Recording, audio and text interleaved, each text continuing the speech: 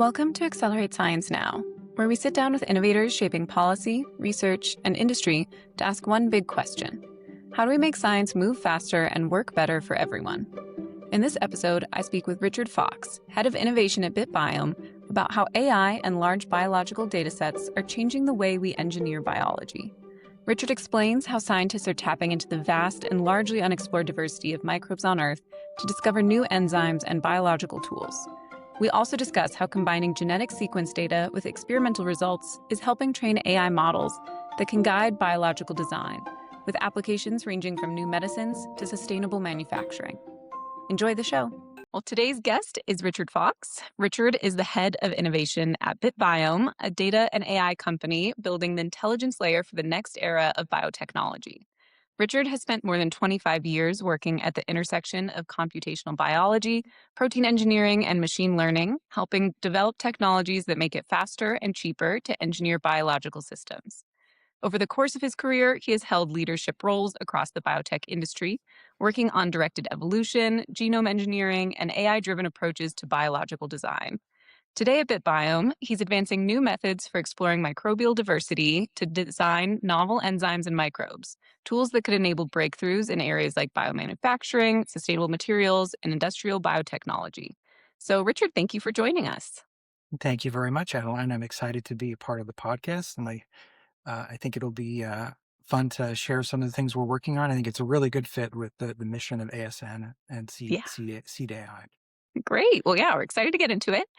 So we always like to start off the podcast by asking if there was something early in your life that sparked your interest and made you want to pursue a career in science and technology. Oh, yeah, that's a great question. So I actually have a little bit of an odd background given where I'm at now in the biological sciences. I was actually very interested in energy systems. So I actually went all the way through to get a PhD in nuclear engineering. This is way back before the millennium. Finished that up in the 90s and did a little bit of software engineering for a while.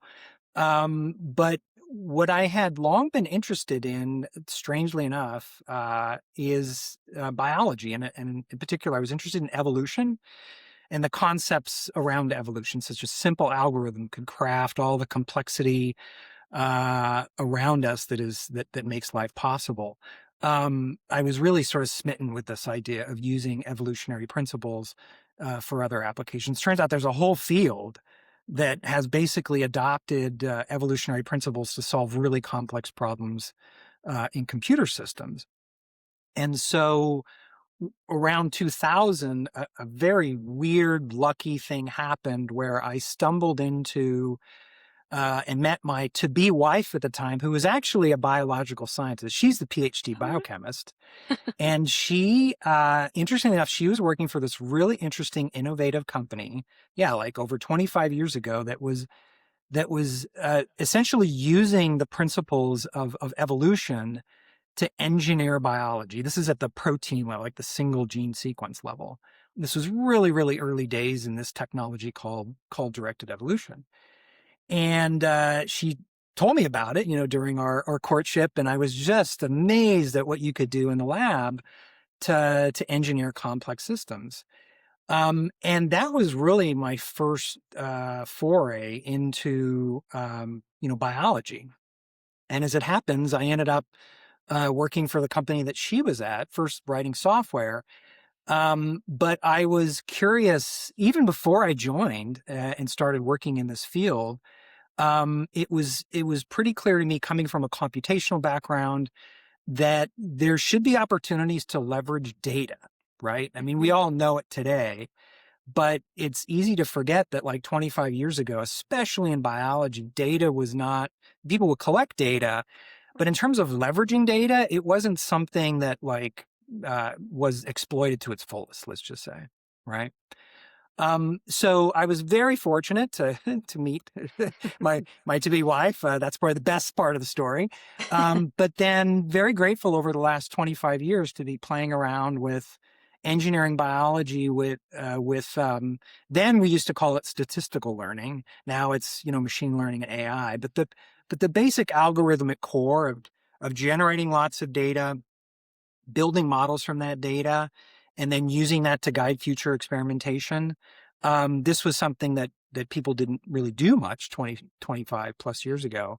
But we thought, yeah, be an Mhm. interesting thing to try to take a run at. And sure enough, it's worked out very well in the intervening decades to rapidly engineer enzymes and other proteins. And so I did that for the better part of a decade.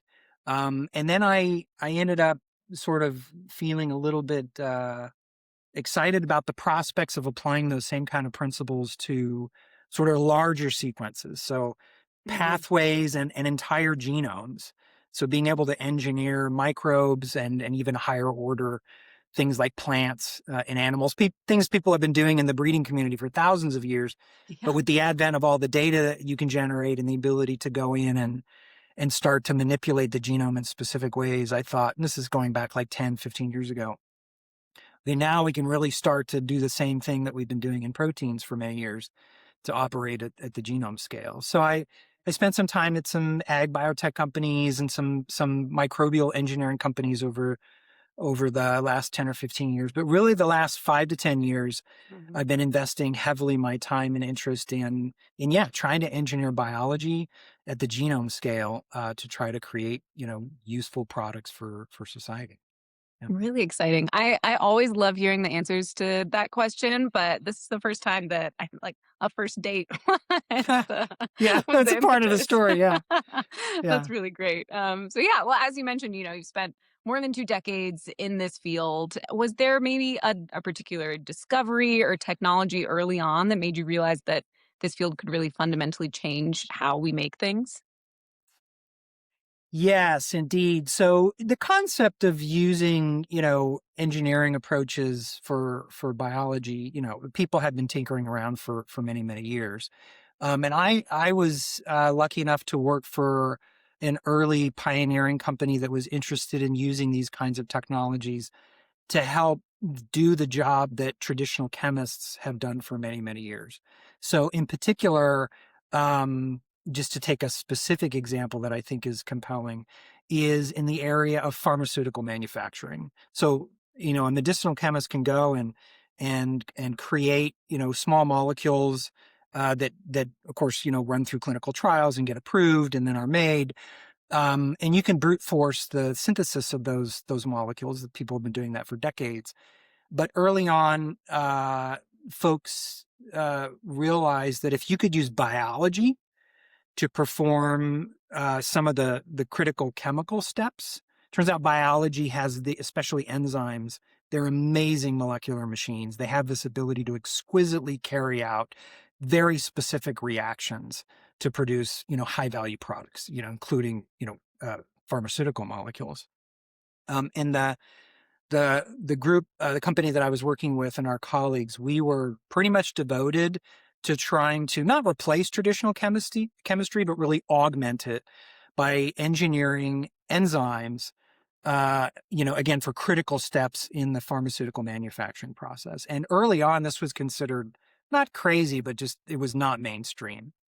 But what we were able to show over 10, 15 plus years of doing this is, and this is called biocatalysis, where you take enzymes and create, new molecules with them. This field of biocatalysis really exploded over the last 10 or 20 years because we were able to show that it's not just a niche, chemical step that you're replacing. You're able to, even in a first pass mode, look at using biology to carry out some of these critical steps to manufacture pharmaceuticals. So seeing that evolve over the last 10 to 20 years, like now it's established as a way to help make pharmaceuticals. I think it was clear that if you could do that same kind of thing with other, pretty much any molecule you can imagine or protein, that this, the applications for biology would be unlimited. Yeah, really exciting. And I want to take a little bit of a step back. I think that a lot of people have maybe a very abstract idea of what protein engineering is.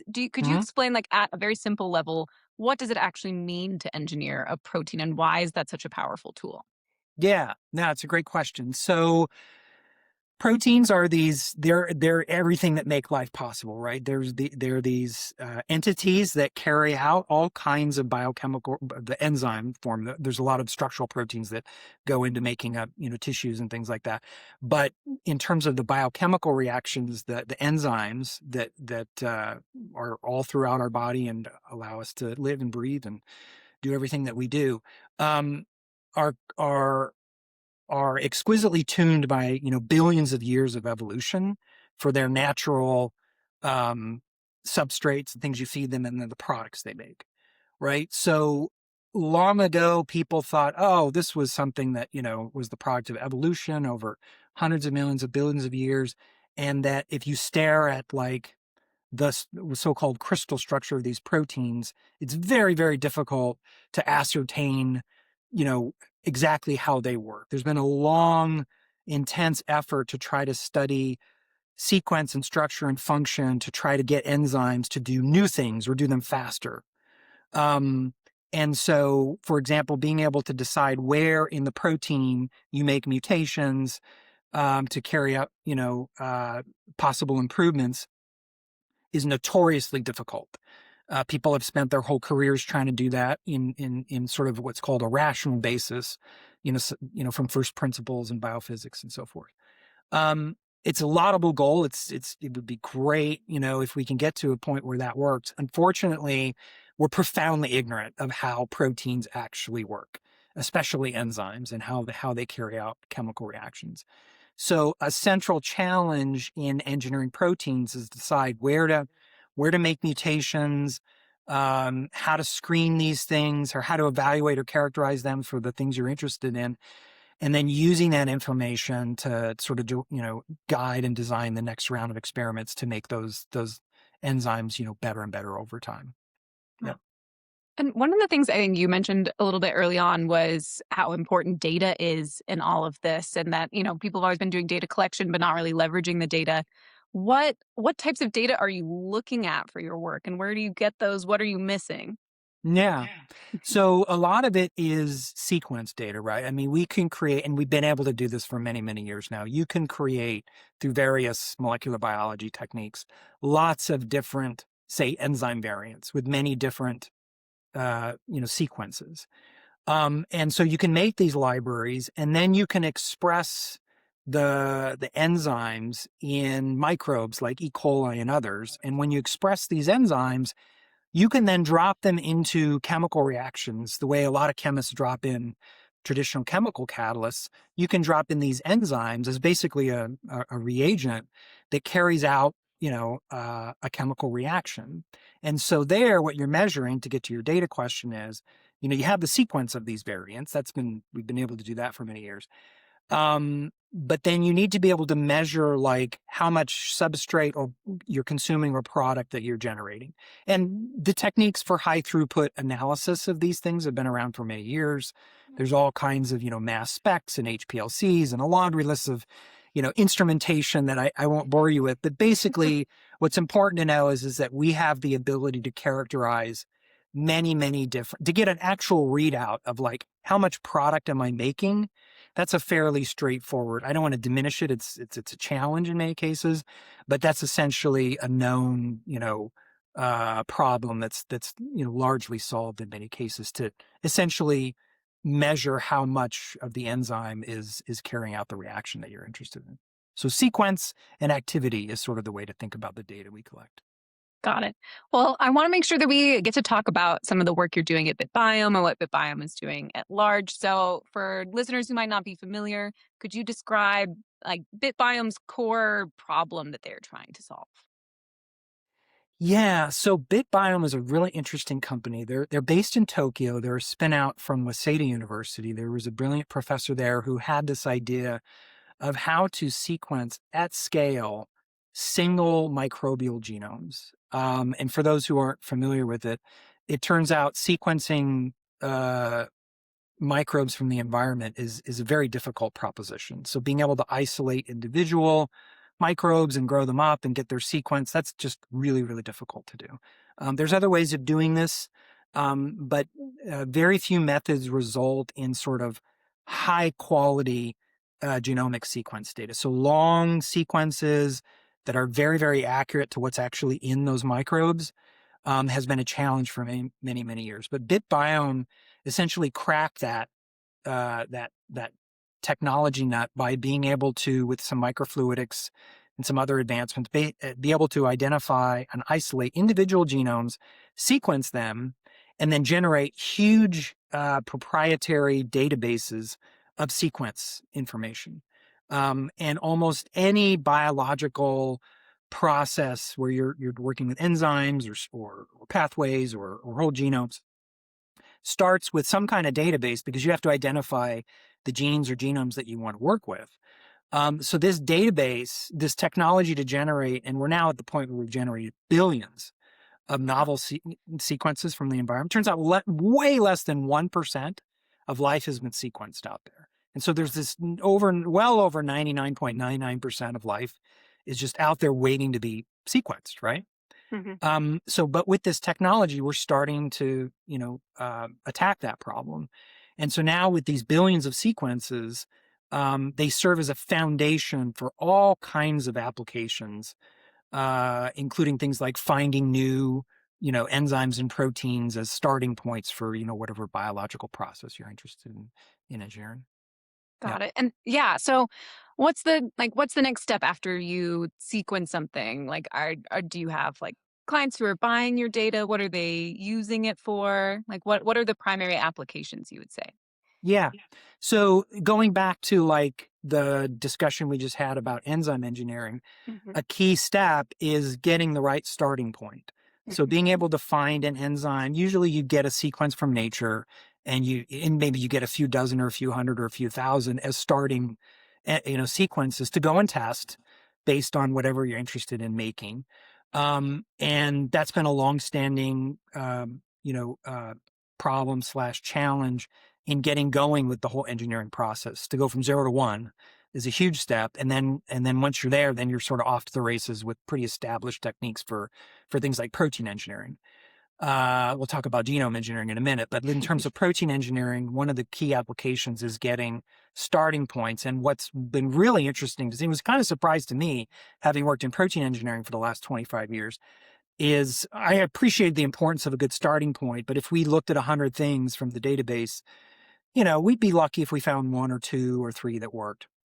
Right. Now with today's databases, the way we're mining it, and because of the nature of the quality and the diversity in the database, it's not uncommon to have 30 to 50% or more of the sequences that we get from our database be active and sometimes very active, sometimes not even needing additional engineering, which is kind of, for folks like us who've been playing around with proteins for many years, pretty unprecedented, but I think speaks to, just the sheer untapped potential for mining diversity from nature. Yeah. Yeah. And so how do you even like pick what to look at next? Is there like how do you prioritize when there's 99% of life out there that hasn't been looked Oh, at? yeah, that's a good question. Boy, I mean, there's so much out there, it's hard to know where to go next. I mean, almost every place we sample has unique diverse. That's the other thing we see is when we go and we sample from the environment, and you go, to maybe the same place, but, a little bit distant, a kilometer away, we get a completely different set of organisms from that Wow. environment. So it's kind of this embarrassment of riches where there's this wealth of sequence information that's, is showering down on us. And I don't know if we have a principled way right now to figure out, because we're just at the beginning. So Yeah, just go um, somewhere, find something new. I can imagine you're getting a ton and ton of data. I would imagine that AI can be helpful in some ways. Can you describe how bitBiome is using AI to help with this enormous amount of data you're producing? yeah, absolutely. And that leads to kind of the central thrust of what we're doing now. So I should step back a little bit. I talked about directed evolution and things like rational design at the protein level. Well, it turns out it's pretty much the same problem that we have when we engineer whole microbes. It's exceedingly difficult to engineer biology from anything like first principles. It would be great if you could design a protein or a genome the way we design smartphones or or aircraft or power stations. My formal training in nuclear engineering, we had prescriptive ways of designing nuclear reactors, right? I would hope It's so. there's no, yeah, I hope so too. There's nothing like that in biology. It's been a goal for many years, and it's a laudable goal, but it's very, very difficult to understand in the way it's necessary to be effective. If I give you a genome, say E. coli, it's got 4,000 genes in it, and all kinds of interactions and processes and biomolecular uh, interactions that make it very, very difficult to say, I'm going to go in and make these specific changes to get what I want at the end of the day. People have tried that. It's not for lack of trying. Many, many labs over the last decades have tried it, but it's essentially resulted in very limited success. It takes many, many years and many millions of dollars to create so-called precision fermentation processes where you engineer a microbe to produce like a small molecule or a protein. And it's not really sustainable from a partner's perspective or an investor or society at large. So we have a real challenge in unleashing the potential of the bioeconomy, in that we don't know how to engineer biology. So that was a long-winded way to provide some background, Alec, but it's super important to start with that, because where AI is potentially transformative is if you could generate enough data to train AI models and it's never going to be perfect, or maybe someday, but for the foreseeable future, if you could train a model that would be able to get to something like super intelligence for biology, which is, it sounds a bit fantastical, but it's a low bar, because it's not like, the models that we, ChatGPT and Gemini and all these things that we use today. That's a pretty high bar to get good performance compared to a human. But because we're profoundly ignorant of biology, it's really, really hard. I mean, random guessing is a lot of what people do right now, and it doesn't work very well. But imagine an AI system trained on enough data. If you could have something like a ChatGPT moment where you could actually interact with a biological AI model to essentially guide the process of engineering biology, right? That, if anything like that were to work, it could really unlock the potential of the bioeconomy.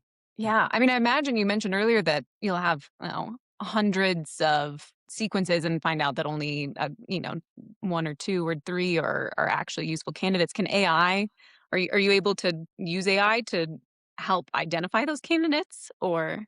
Oh yeah, for sure. So I mean, there's standard, sequence searching algorithms that have been around for many, many years that just look at gut, like, is this sequence what I'm looking for?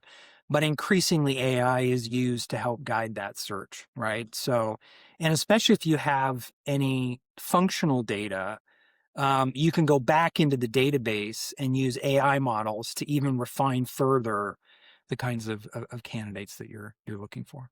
Yeah. Do you think that AI is changing how scientists approach biological discovery more broadly, compared to when you started 20 years ago? Do you think like the approach is different now that AI is helping? Oh, yeah, it's completely different. When we started, as I mentioned early on, when we started playing around with data to help guide the protein engineering process, it was kind of new territory. We were kind of alone.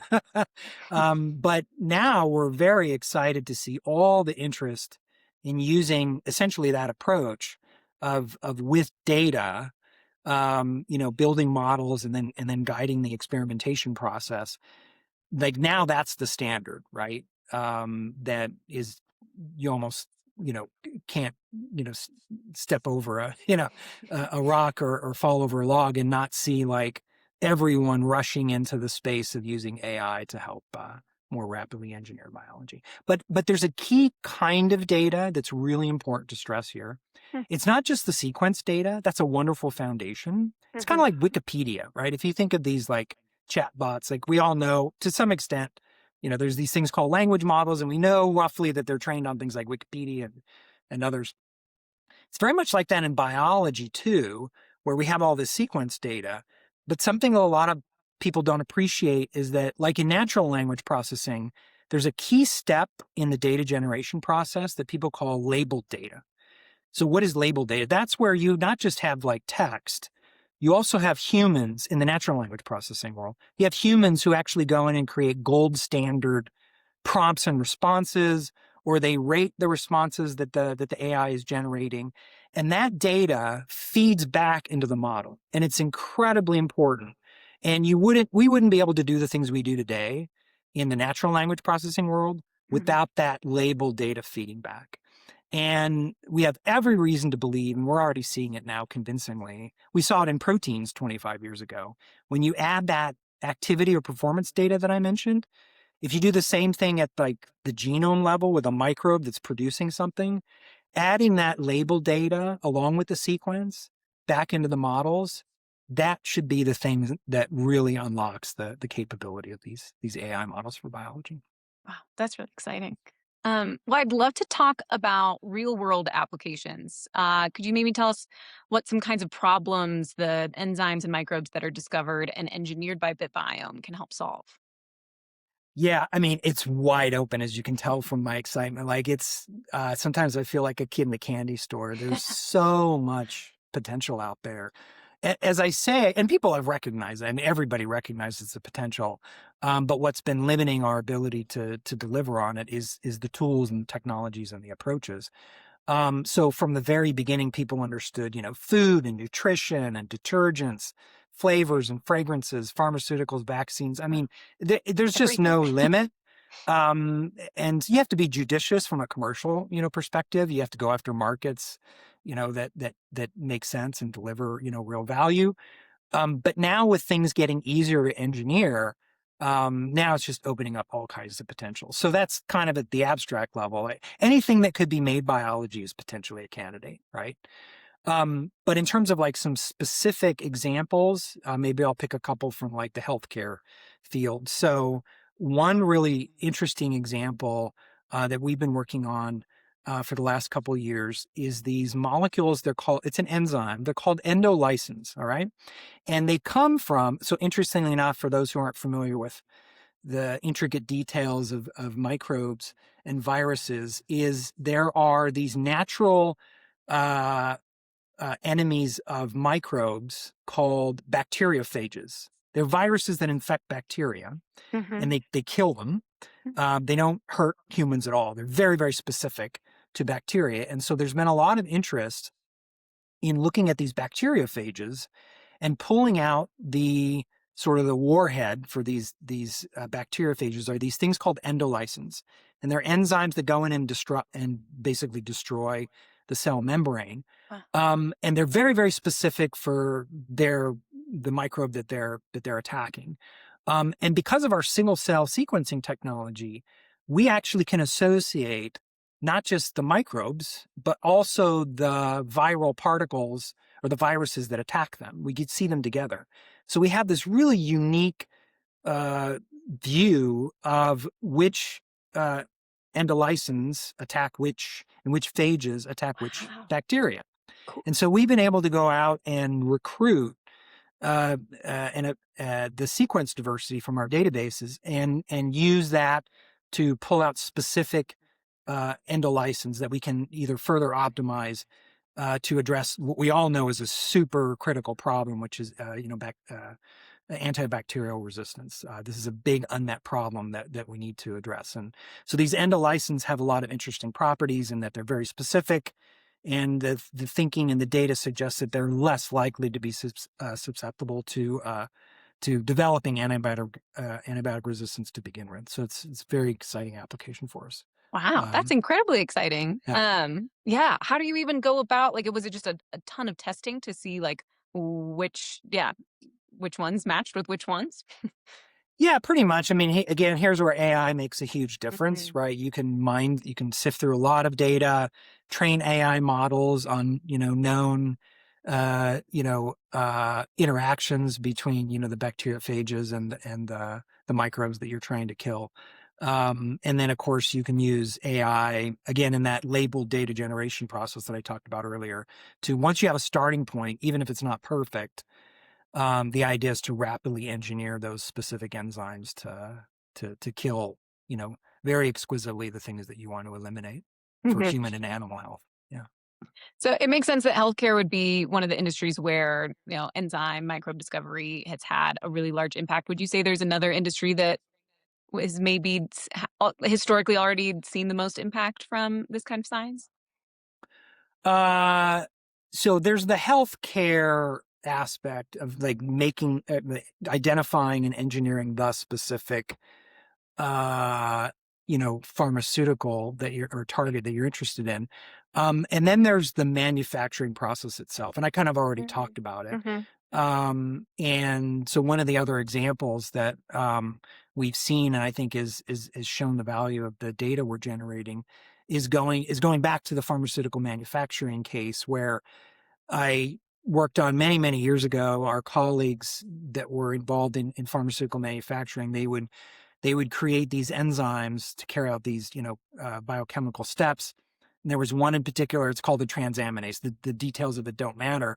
But I remember distinctly, 15 plus years ago, as well as we could engineer these enzymes to carry out important reactions to develop a manufacturing process for a diabetes drug. Um, it still took some time and effort. Fast forward to today, we basically have run that same play where we've not just created an enzyme or fished out an enzyme from our database to do that very same reaction, but hundreds of other enzymes within that class to carry out many other related reactions, all within the same sort of biochemistry. But what has really amazed me, and I kind of mentioned it earlier, is now instead of finding just a few that work, the vast majority of things that we pull out from our database sometimes work as well as things that we had actually tried to engineer for years. And so it gives us a great starting point, for lots of different manufacturing applications. It's so crazy. Coming from someone who's not super familiar with bioengineering, it just sounds like magic. It's kind of It kind of unbelievable. is. Yeah. Yeah. Well, I know another area people often talk about is the environmental impact. So, could new enzymes or microbes help address challenges like plastic waste, pollution, carbon emissions, things like that? Yeah, for sure. I mean, this is a hugely exciting area. So there's a few examples that I can share with you. So one is we have a collaboration with a large semiconductor manufacturing company in Japan. It's called Tokyo Oka. This is all public, so you can go check out, the press releases we have on this. But basically, what they're interested in, so they have a supply chain resilience issue that they're trying to address where they're semiconductor manufacturing. So this is going Hmm. to sound a little strange. Like, what could biology possibly have to do with Yeah. semiconductor manufacturing? But it turns out they're trying to make some polymers that are used in the manufacturing process. And right now, they have to obtain those polymers from foreign suppliers. Hmm. And some of it involves risks or dependence on things like rare earth metals. It's a huge thing, a huge challenge in the industry. Well, they came to us and they know the polymer that they want to make. Well, it turns out we looked at it closely and we said, hey, you know what? We can make this polymer with biology, right? Wow. So now we're engaged in a partnership with them where we're going through a whole microbial. So it involves enzyme discovery in all the ways I've regaled you of so far, but also microbial engineering to get to, efficient production of these high value biopolymers for semiconductor manufacturing. So it addresses the supply chain risk, but it also results in, huge reduction of carbon emissions, right? Because the process is fairly green and friendly that way. Yeah. So that's one example. Another one, you kind of already mentioned it, is plastic degradation. It's a huge thing. Many companies and organizations and labs are going down this road. The Japanese government is extremely supportive of growing the biotechnology field within Japan, and so they've been very gracious with financial support. And in particular, one of our big projects that we've been working on for a few years with the funding from the Japanese government is to identify and engineer these plastic degrading enzymes, so-called PET enzymes. Hmm. And very successful early results there where we've been able to get sort of world-class leading performance, again, from discovering enzymes in our database to testing them and to engineering them, with the goal to eventually scale these processes up so that we can address all the plastic waste pollution in our environment. Yep. Oh, really incredible. I'm curious from your point of view, is there like what would be the biggest game changer to, I mean, obviously besides AI, to like accelerate this area of science even further? Would that be like more funding, better Mm. instruments, like more data? What do you think would be like the biggest help right now? Oh, that's just a fantastic question.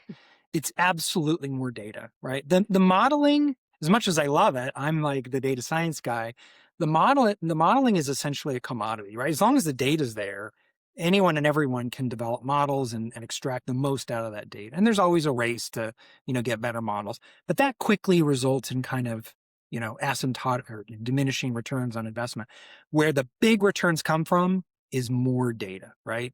So funding, either private or consortia or you name it, funding the ability to generate and collect more varied high quality data. It's just like the case in natural language processing, right? Mhm. Without all of that text data, we wouldn't be where we are with all the revolution that's going on.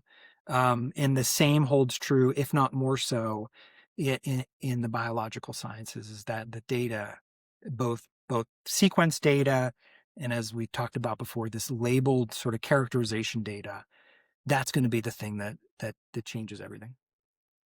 Great. Well, zooming out a little bit and maybe sort of wrapping up, if you imagine the next 10 to 20 years, what kind of breakthroughs might become possible if we can fully harness the diversity of microbial life on Earth? Oh gosh, there's this study where, science fiction and futurist writers are notoriously over optimistic in the near term, but wildly conservative in the long term. So I would be on very shaky ground to predict even 5 to 10 years out, because who saw like AI and language coming? Right. So, Yeah. but imagine a day, Mhm. right, where we need to make a drug, for example. And sometimes these drugs are really, really hard to make. They have to go through like 27 or 30 chemical steps. And yet they're critical to, our health and well-being. But imagine a day where you can start very quickly and and I'm just going to be wildly optimistic here, within 6 months, develop a biology-based production process that says, I can make this drug at scale, cost effectively, to deliver right to patients. Right now, the timelines for doing these things, as I mentioned, it's years, sometimes decades, and unsustainably high capital investments. And so we need to just fundamentally flip that around Mhm. with the technologies and approaches that I'm very optimistic that we're going to see come to pass in the next, 5 to 10 years. Great. Are there any like niche breakthroughs that you would be the most excited about? Uh, I think the data piece is one that I mentioned now a number of times. I think possibly new types of characterization Mhm. of our biological systems, uh, could be quite helpful. So to the extent, I mean, we can characterize, biology in many, many different ways. We can measure how much of, a molecule it's making. We can measure, how its gene expression profiles are changing. We can measure not just one small molecule or metabolite, but increasingly thousands. We can measure all the proteins. But a lot of those things are very time consuming and expensive. Mhm. So I think more than a niche breakthrough, I think cost effective, high dimensional data.